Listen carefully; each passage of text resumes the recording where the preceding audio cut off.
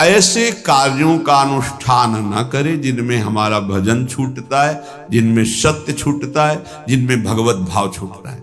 जैसे आपके ऊपर कृपा हुई, आप भगवत मार्ग में चल रहे हैं, अब आप ऐसे संसारिक कार्यों का अनुष्ठान कर रहे हैं जिनमें आपकी चित्तवृत्ति बिल्कुल भगवत विमुख हो रही, तो जीवन का लाभ क्या होगा? लाभ तो है भगवत स्मरण से। इसी की मानो टीका है, छठदम शील विरत बहु कर्मा, निरत निरंतर सज्जन धर्मा।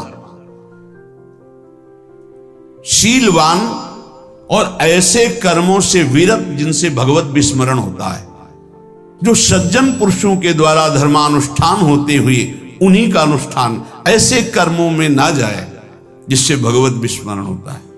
यह कल एक ने प्रश्न किया कि मैं खाता तो नहीं हूं लेकिन मांस के दुकान में मांस बेचता हूं, होटल आता, क्या उचित है? ये उचित कैसे हो सकता है? तुम और भी तो व्यापार कर सकते हो। जरूरी है धर्म का पालन करने की इच्छा करते हो, धर्म आचरण करते हो, ऐसा नहीं। तो विरत बहुकर्मा, उन कर्मों से हमें विरत रहना है जो हमारे धर्म के विरुद्ध है, जो भजन के विरुद्ध है। हरि कृपा पात्र ऐसे कर्मों का अनुष्ठान कर ही नहीं सकता। और शारीरिक श्रम इतना जिससे हमारा भजन का तार ना टूटे। जब भजन का अभ्यास किया जाता है तो हर कार्य को सुचारू रूप से करते हुए एकाग्रता भजन में रखी जाती है। हम वो कार्य जल्दी से कर ही नहीं सकते जिसमें भजन छूट जाए और कार्य पूरा हो। नहीं, हम कार्य करेंगे, हमें छोड़ दीजिए, हम अपने चिंतन से युक्त होते बिल्कुल कार्य करेंगे। जैसे कई साधक हैं, उपासक हैं, बड़े अच्छे उपासक हैं, उनको आप कार्य दीजिए कि आप पानी गर्म कर दीजिए, पात्र बहुत सुंदर साफ होगा, पानी बहुत गर्म, लेकिन आप कह दीजिए कि 5 मिनट में गर्म करके ले, तो उनसे असंभव नहीं होगा। छोड़ दीजिए उनको आप, वो मतलब ऐसा कार्य करेंगे प्रशंसनीय, पर वो समय से। उनका एक सिद्धांत है, बहुत अच्छा लगता है, और अपने को पता है इससे जल्दीबाजी नहीं होनी। पात्र मार्जन करना है, छोड़ दीजिए आप उसको, टोकिएगा नहीं, आप जल्दी मांझ के, उससे नहीं होने वाला। वो तनिक भी दोष नहीं रहने देगा पात्रों में, पर समय दीजिए, आराम आराम शिव कर। हमें अच्छा लगता है। भगवत चिंतन परायण उपासक की यही वृत्ति होती है। पोछा लगाना है, बिल्कुल बढ़िया लगेगा, लेकिन आपको सर से घुमा दे वो ऐसा नहीं होगा। आप छोड़िए और जाइए, हटिए, और वो अपने ढंग से लगाएगा और एकदम क्लीन करके।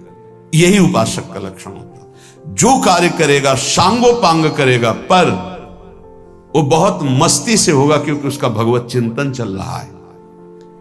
अधिक ऐसे जिससे हमारा चिंतन छूट जाए, थोड़ा संयम में आना चाहिए। ये भगवत कृपा पात्र का लक्षण है। अपने भजन का फल देखना भगवत कृपा पात्र की, सबको प्रदान कर देना। हिम्मत है?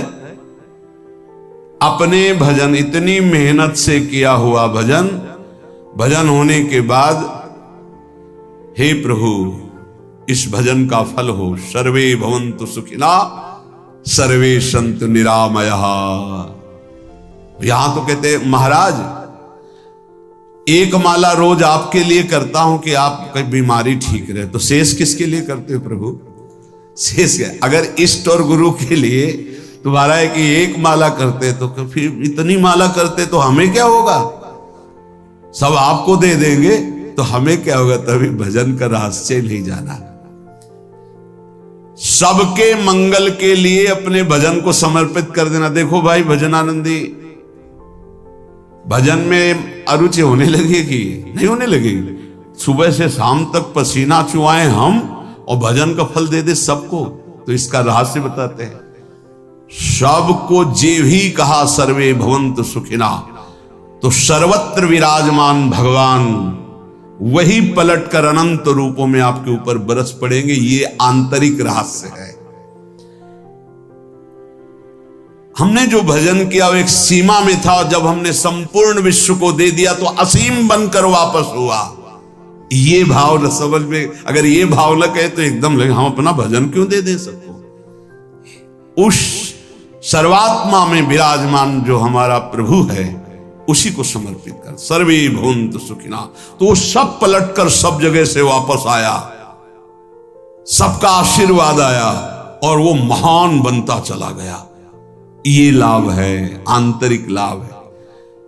अगर तुम्हारा भाव ऐसा न बनता हो तो आप प्रभु को तो अर्पित करते ही है ना, तो वही प्रभु सब में विराजमान है। ऐसा भाव करके सर्वात्म स्वरूप भगवान को हमारा भजन समर्पित है। सब रूपों में प्रभु विराजमान है। ये हरि कृपा पात्र का लक्षण चल रहा है।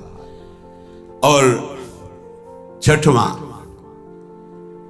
अपने भजन से अपने लिए कुछ भी ना चाहना और दूसरों की तो बात जाने दो। दूसरों से कुछ ना चाहना ये तो ठीक है, अपने भजन से अपने लिए कुछ ना चाहना है हिम्मत। देखो ये हरि कृपा पात्र में हिम्मत होती है। अपना भजन अपने प्रयोग में ना लाना, इसका भी आंतरिक रहस्य है। अपने प्रयोग में आप शरीर को लेकर के बोलेंगे, अगर स्वरूप को लेकर तो प्रयोग की कोई वहां जरूरत ही नहीं। स्वरूप पूर्ण काम है, वहां कोई अभाव नहीं। जब आप कोई भाव अपने लिए करेंगे तो देह भाव होगा। देह भाव से किसी विषय की मांग होगी। विषय पूर्ति भजन का फल नहीं होता, भजन का फल होता विषय निवृत्ति। बहुत जोर की बात है, कैसे समझ जाए। अपने भजन का भी फल अपने लिए नहीं, दूसरों से कुछ चाह रखना तो बात ही जाने दो। भजन से भी कोई अन्य सुख की चाह नहीं हुई। क्या चाहिए? भजन ही बनता रहे, भजन का फल भजन बनता रहे, खूब निरंतर जप करते रहे। सातवां, किसी भी मान सम्मान कीर्ति पद प्रतिष्ठा के मिलने पर हृदय का असंतुष्ट हो जाना, यह हरि कृपा पात्र का लक्षण होता है। प्रणाम नमस्कार जय हो तो हृदय में असंतुष्ट हो जाना चाहिए। कोई किंचन मात्र अभिमान न उदय हो जाए। प्रभु बचाओ, ये माया की चकाचौंध से बचा लो नाथ। कौन सा अपराध बन गया कि आपकी जय की जगह यहां हमको ऐसा सुनना पड़े। जैसे एक बार महापुरुष जन कह रहे थे कि जब गुरुजन बड़ाई करने लगे सामने शिष्य की, तो उसको ग्रीवा झुका लेनी चाहिए, पश्चाताप करना चाहिए कि कोई गलती हो गई, आज हमारे गुरुजी ने हमारी बड़ाई कैसे कर दी। इसका मतलब कोई दोष बन गया, कोई गलती हो गई, और प्रार्थना करना चाहिए कि क्षमा कीजिएगा महाराज, अगर कोई गलती हो तो दंड दीजिएगा, लेकिन ये दंड मत दीजिएगा कि आप हमारी प्रशंसा कर रहे हैं। भगवान इससे बड़ा और कोई दंड नहीं हो, ऐसा महसूस होना चाहिए।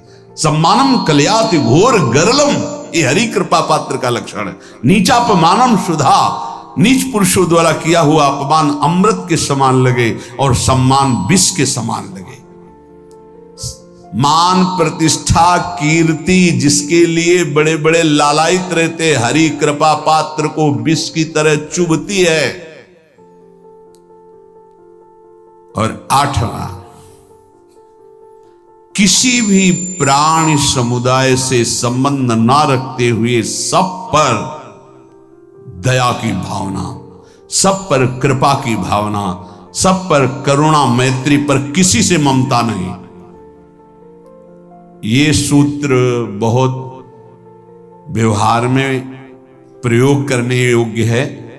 सबसे करुणा और मैत्री पर किसी से ममता नहीं। करुणा तो करी भरत जी ने, मैत्री भी की मृग से, पर ममता रहित नहीं रहे। ममता कर ली तो अगला जन्म हिरण का हो गया। ममता नहीं रखी। निर्ममो निरहंकारा, करुणा मैत्री तो करनी है, जैसे इसमें आदेश गीता में जी आदेश है, अद्वेष्टा सर्वभूतान मैत्र करुणैव च, पर निर्ममो निरहंकारा, ये साधक की चतुरता है। प्राणी मात्र पर दया कृपा करुणा मैत्री, पर ममता नहीं। ममता किसी से, और यहां करुणा मैत्री ये तो गायब हो गई, केवल ममता रह गई है।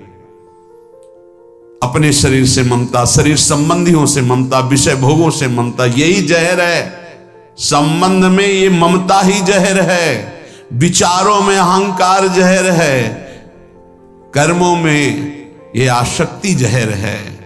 इसी जहर को मिटा दे तो जीवन मुक्त महापुरुष कर्म करते हुए, विषय सेवन करते हुए, वार्ता करते हुए, विचार करते हुए बिल्कुल जहर रहित तो उसका जीवन हो गया।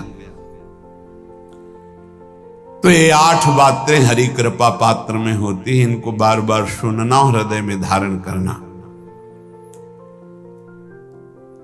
जो भक्त होता है, हरि कृपा पात्र होता है, उसमें ये 5 बातें कभी नहीं जागृत होती, स्फुरित ही नहीं होती।